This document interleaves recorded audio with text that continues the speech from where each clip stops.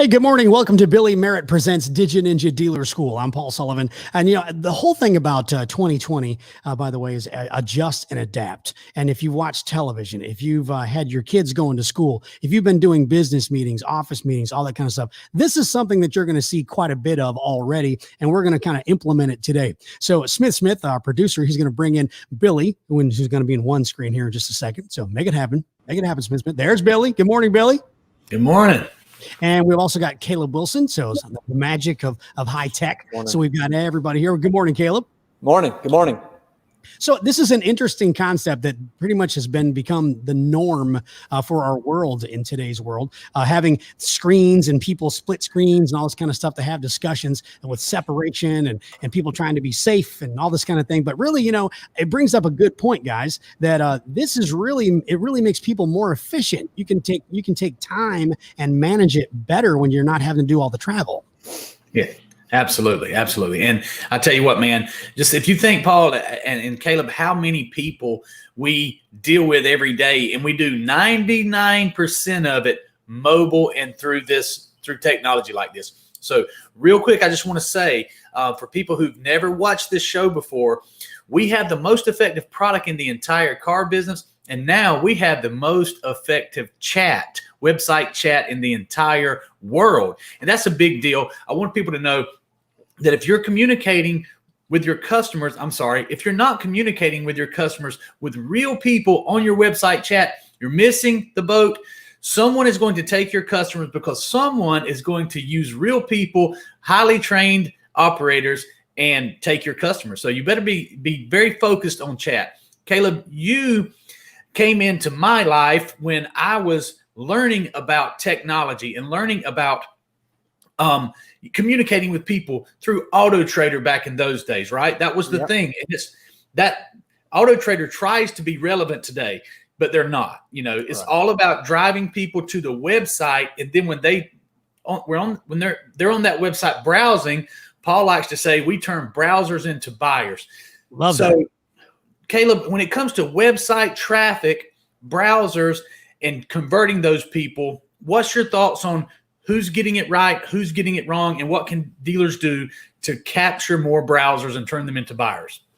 Right. So, man, that's a great question. I'll tell you, everyone, kind of like this morning, we were going to not have a show, didn't have a show because of technology and convenience, but people like convenience. And, I had an experience this weekend. I had two guys, Billy, and they were going to, it has a point, but they were going to check into a hotel. And they called me and they said, hey, man, we're having trouble. They won't let us check in. There's an issue. I said, no problem. I'll get on the website. I'll get it handled. So I get on hotels.com and I go to, they have no customer call number because of COVID. Their call centers are shut down. So all they have is online chat. So I go to the online chat to try to get some help. The wait time to get someone to respond on online chat was 1 hour and 52 minutes. Okay. For a job. Now this company's spending, millions and millions of dollars in advertising with the Captain Obvious and the hotels.com, but their chat took 1 hour. It said your estimated wait time for someone to communicate with you is 1 hour and 52 minutes. So I had to cancel the reservations, which I couldn't cancel because I couldn't get in touch with them. I had to call my bank and dispute the charges and then book my two guys another hotel 10 minutes down the road. So I had to do all of that because of an ineffective chat service on their website. And it was very inconvenient to me. I'll never use that company again for anything ever. And I'll never use that company again for anything. And it was just a really bad experience all the way around.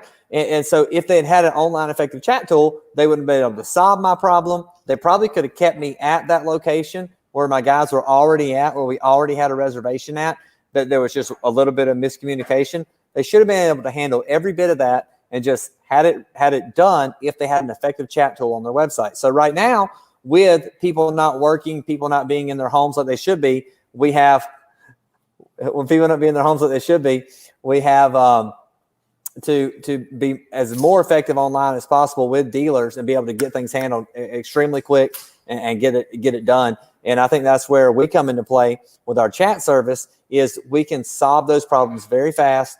We can get people answers to information they need. And not only that, we can do it in a way where as knowledgeable car people, we can actually answer and solve the problems for them, and not just have people who don't know what they're doing, having a chat when the customer knows if it's someone who they know if they're talking to a bot or if they're talking to a real person.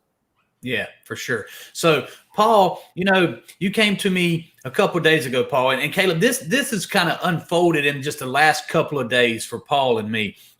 We have a sales team in the office there. Behind Paul is 36 custom workstations, 36 screens, and a room for 36 ninjas to do their work. We call them ninjas because they're fast and they're young and they're just great at what they do. So they're definitely live up to the term DigiNinja.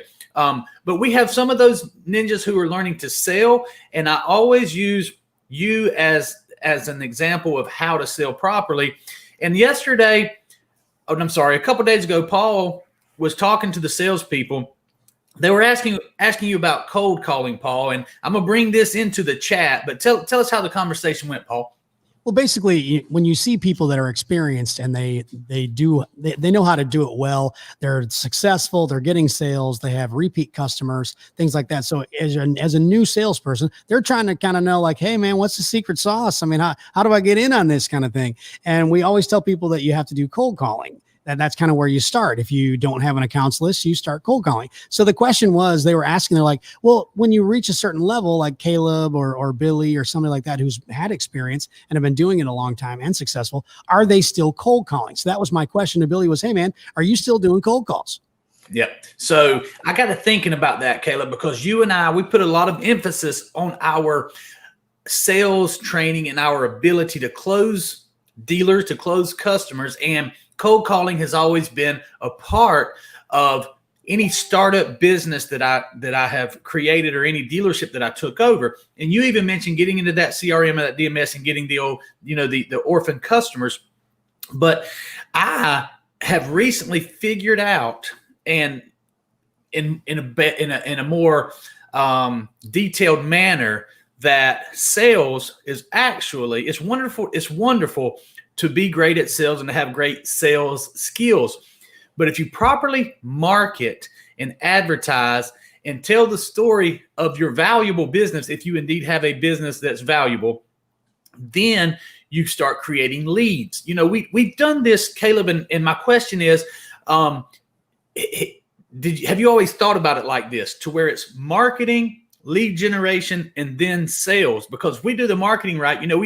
We have email marketing campaigns. We have all sorts of different ways that we create leads. But primarily, the main way you and I create leads now is just by answering our phone or answering our email or answering our inbox. So what we've gotten right, and this may have been your plan the entire time, market, create those leads, and then use your sales skills. Because if you can have all the sales skills in the world, but if you don't have the proper marketing and people don't know about you, then you can't sell them anything. So was that the plan from the beginning? Do you agree with it? Or are you there's value in cold calling, but why would you if you have leads pouring in? I think it's so two things. One, if you're brand new, the most effective way is let it come to you, right? I mean, it's market and let it come to you. The problem is, if you're new, Paul, the new guys, they can't afford to market. I mean, it costs money, right? So like marketing and advertising costs money. And unfortunately, cold calling is like, you have to go get a few kills, a few customers, a few deals, so that you can then you can take that money, invest it in marketing, and let it turn into new opportunities. So, I mean, yeah, so the problem with a lot of the new people first getting into sales is they're going to have to do some cold calling first to get customers to pay for a better way to do it, because marketing's not free. Now, there are a lot of free things you can do in marketing, like we know with social media, but it's really cold calling. So if you get on Facebook and you're like, I'm going to start my business, I'm going to sell for Billy Merritt, and I'm going to sell events, the first thing you're going to do is you're going to look up dealers all around the Carson Henry said cold calls are free, marketing's not. That's what I was saying, that you have to make those calls. But if you go and you get 5,000 Facebook friends and you're strategic about it, you go on LinkedIn, you look for car dealers or general managers, you print that list out, you find those people on Facebook, you message them, you friend them, you get them all. In reality, that is still cold calling. You're just not picking up the phone. You're still making contact with that person and becoming their friend, and then hoping they follow you so that you can do free marketing with your posts and your influence each day online. But there's still, like I said, that cold call is still free. Is it effective? Well, I would say most people that are just starting out cold calling also don't know how to effectively make that call. And so it's probably not super effective for them, but it can be, if they'll follow some of the rules. I mean, you can take the rules of text message selling and apply those to cold calling and have the same success. So if you start out with the big offer, then you'll be okay. I used to know as a general manager that one of the worst things to deal with in a dealership every day, Billy, was the Better Business Bureau. Okay. That was one of the worst things to deal with. Nobody wanted to deal with that, with a Better Business Bureau issue. The dealer always wants the general manager to make it go away. So what I do is I would call and say, hey, this is Caleb Wilson. I'm calling with the BBB. I need to speak to the general manager. Give me a call. BBB, buy back Billy. Right. And so I would get a lot of calls back, and I would say, they say, hey, hey, we're giving you a call about this BBB complaint. I said, there's no complaint. I want to talk to you about business. And, they listened to me, and then they would say, wait a minute, what, is this a sales call? And I'm like, well, it's the Buyback Billy events, not the Better Business Bureau. And I would talk to them, and I would get sales that way. But I knew how to I knew what the fear was. I knew what they didn't want to deal with. I used that with my message for the receptionist, and it in turn got me calls back. Yeah, that's a great point. So here's how I want to tie what we started talking about, chat, into this, Paul. You and I, we have that team behind you back there that are constantly fielding inbound conversations, meaningful conversations, and we turn those into appointments, right? So, I've been focusing on the marketing, and Caleb has pointed out in the past that I focus on the marketing, you focus on the operations, and he focuses on getting us even more clients. So and it just works. So that's the symbiotic relationship that we have. But what is working really, really well, Caleb, and Paul has seen this, is now that we have 3 years of a wonderful track record behind us, the leads are starting to pour in. So here's what we're doing and the adjustments we're making. Paul has a team dedicated to simply fielding the inbound chats that are on BillyMerritt.com, DigiNinja.com, and that are on my personal and my business Facebook page. They're coming in, and we use DigiNinja as a tool, the platform, to communicate with all those people. They can be in one place. They're inside their DigiNinja login, their My Ninja page, and then all these leads are coming into one place. They're able to answer them in real time from our website. We're not just a Facebook company anymore. Now, this is a really big deal, and this is what dealers can take advantage of. You have people on your website. You need to have a team talking to those people in real time, answering those leads, and using some real skills. We teach the skills. We have the manpower to do it. Here's a really cool thing that I like about our manpower, Paul, and I'll let you speak to this. Last year, we had a few people willing to work on Thanksgiving. We didn't force them or ask them to, and we had the same thing again this year. So, Mr. Dealer, this is going to be a quick show. I'm going to let Paul and Caleb end the show. We'll turn back to them after I finish this comment right here. But Thanksgiving is upon us. It's not too late to make your month. Here's what we're doing for all the dealers. You can do it yourself. You don't have to do it. You don't have to use us, but here's what you need to do. You better get your ad started this Sunday. Sunday by 5 a.m., you need some serious big offers, some Black Friday offers out there, some irresistible offers. You need to be blasting that out on Facebook or on your website, somewhere where you're driving these people to your website. And then you need to have real people who know your inventory, know your process, talking to those people on your Facebook Messenger all day Sunday, and on your website all day Sunday, then Monday, Tuesday, Wednesday. And guess what? You need to be working Thursday. On Thanksgiving Day, you need to be working. You need to be handling those leads. You need to have real trained people excited on Thanksgiving to be setting appointments. Now, if that seems like too much for you or your team to do, that's not a problem. Paul, what can your people do to help these people? And by the way, we're going to be working on Thanksgiving, then Friday, Saturday, Sunday, and Monday. We're throwing that in. We're throwing in we usually do 7-day events. This week, we're throwing in Sunday and Monday, and we're working on Thanksgiving for you. So this is an amazing opportunity to take advantage of what Paul and his team are doing, Paul. Paul, how are you geared up to handle this? Because we know how many people are going to be on their devices on Thanksgiving Day. Well, Billy, it's a great point because you're right. There's so many shoppers especially this year. I mean, there's always a lot of shoppers out and about and running around. Then you have online shopping that every year is just increased. This year, especially, obviously, with COVID and all that kind of stuff that came into play, a lot of people got used to shopping online that maybe weren't online shoppers initially. So now you have more people on their devices, they're learning to shop in so many different ways, including car shopping.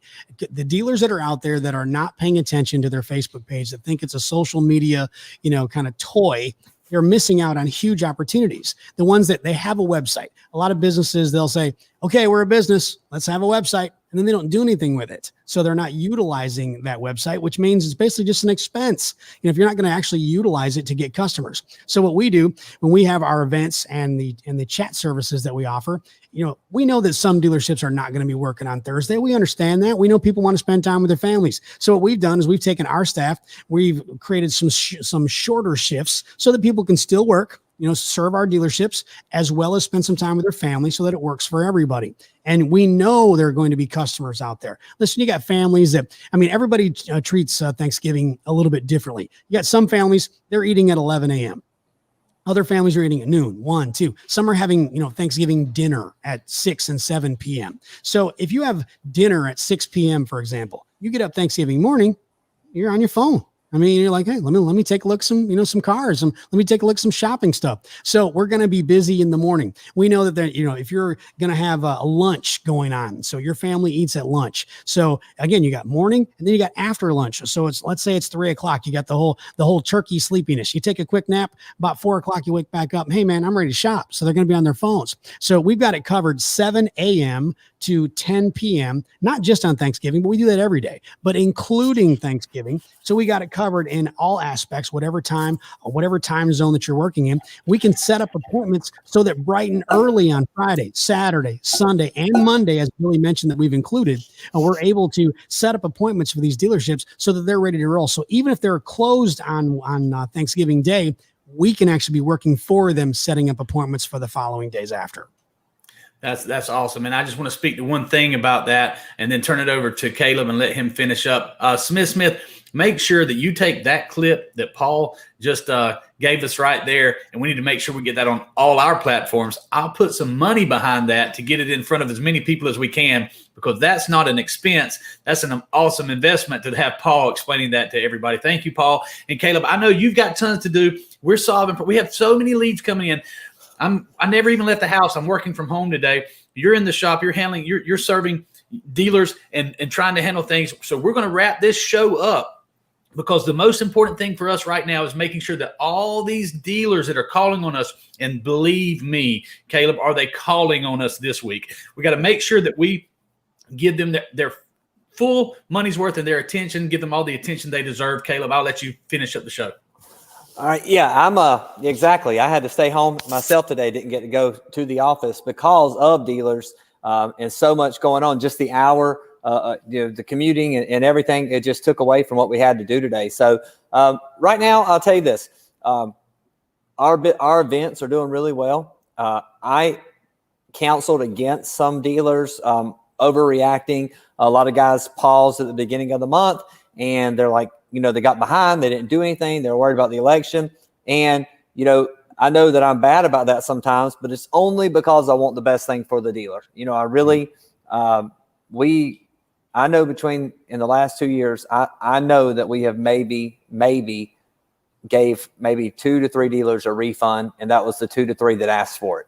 And that was because we, like Paul said, we really try to do a really good job for people. We try to educate them on when is a good time.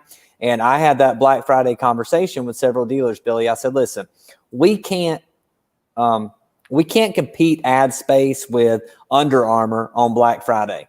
All right.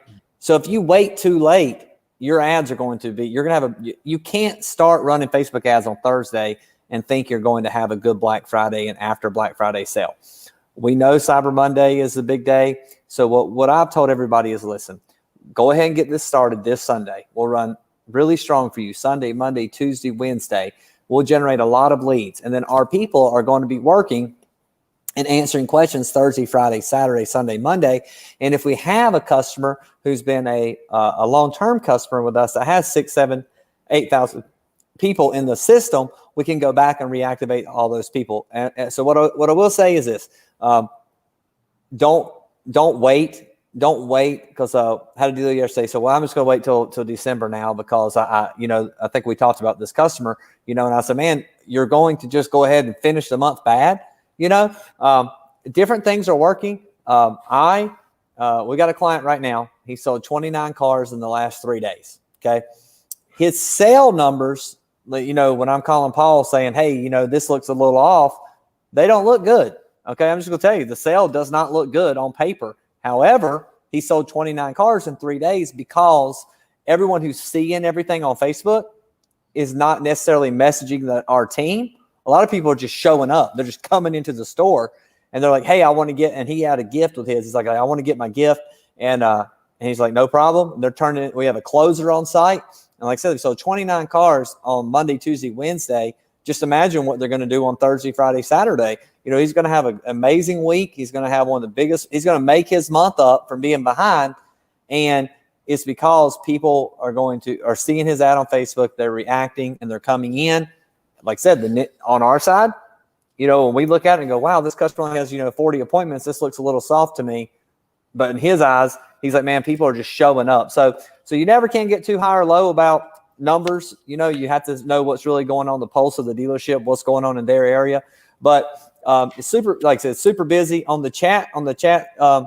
We just got that really running effectively once DigiNinja finalized. So I know that that's going to be a big area of growth for us. I anticipate first quarter, to add. We talked about this before when we were getting it ready. That there was no reason we could not add 100 dealers in chat, in the first month and be able to really handle it. So Paul's doing a great job getting everybody over there. I know that, like I said, I know now's the time to make it happen. And I appreciate all the opportunity from all the customers that are calling, trying to get back to everybody and never take it, going back to the sales thing, and then I'll shut up. The marketing, creating leads, it's great because then you can pick who you want to work with. Not every customer is a good customer. When you don't have any business, you have to take them all and work through it. But a customer, our profit margins are not astronomical. So, like I tell a dealer, if I gave you an event, if I gave you a $7,500 event, it would basically take me 6 events to break even. You know what I mean? So I can't give you 6 free events because you struggled, because you didn't listen, you didn't train, you weren't prepared. I can't help you sell, make $300,000 off 6 events for me to break even. That's not fair. That is a relationship. It's just an abusive one. So, it's not fair to me. And so that's why it's important that we have everybody trained, ready. And that's the reason why we have good, happy customers, because we go into these things prepared. But yeah, going back to the very beginning, guys, cold call. If you do not have the finances or the financial, if you don't want to put your money into something, then you need to cold call, get some customers, let them pay for your marketing. Don't make your first, $3,000, $4,000, $5,000 in a week and go buy some stuff you don't need. Take that money, reinvest it all into Facebook, all into marketing, and then take the steps, like I said, steps to talk about. And, you can say BBB guys on our sales team, go ahead and use that trick, Better Business Bureau. Okay. Billy, Buyback Billy event. Okay. Same thing. BBB, use the BBB.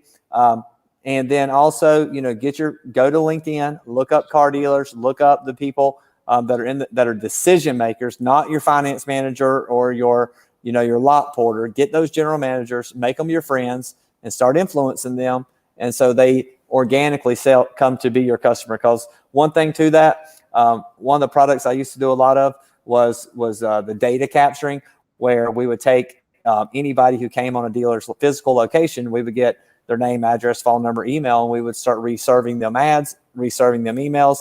And what would happen is we would get in front of them so many times over a period of time that when it became time to purchase, they would just naturally think to come to us. And that's what we're trying to do with the marketing with the Facebook is, we want to constantly be in front of our dealers. We want to constantly let them know that we are the experts at this program, and then just let them come to us. So that's the goal, and it's working well. That's why we're going to be on the phones all day today. Yep. So, I have an 11:30 I have to jump on right now, Paul. So you did a great job pulling this show off for us, Paul. So if you will. Good job, Paul. Yeah. Take off again, man. And let's close this thing out. All right. For Bill Merritt and Caleb Wilson, thank you guys so much for joining the show. DigiNinja Dealer School. Remember, it's at 11 o'clock every Thursday, part of the Billy Merritt Presents series. Billy and I will be back tomorrow for Feel Good Friday. In the meantime, don't forget, get those ads running for your dealers, and have a great afternoon. See you guys. See you guys.